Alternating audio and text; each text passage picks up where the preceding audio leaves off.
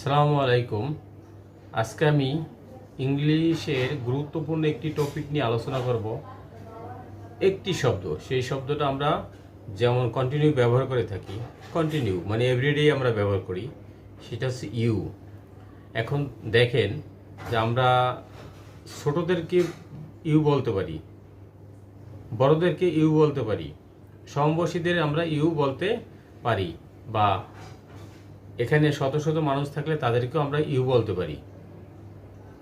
হ্যাঁ, আমি যদি বলি হাউ আর ইউ, এর মানে হচ্ছে তুমি কেমন আছো, তোমরা কেমন আছো, বা আপনি কেমন আছো, বা তুই কেমন আছিস, এটা কিন্তু আমরা বলতে পারি। কিন্তু বাংলায় এক একজনকে এক একভাবে সম্বোধন করতে হয়।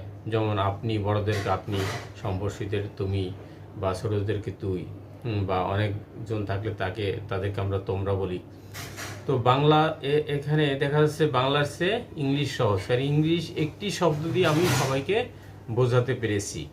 আর বাংলায় সবাইকে আলাদা আলাদাভাবে বলতে হয়। এর মানে কি, ইংরেজির চেয়ে বাংলার চেয়ে ইংলিশ সহজ। সো তোমরা জানতে পেরেছো যে ইংলিশ কিন্তু বাংলার চেয়েও সহজ। ইংরেজিতে কথা বলা বাংলার চেয়েও easy. So, if you want to speak English with others, you need some vocabulary for spoken to English. Today, done. Okay. Best of luck.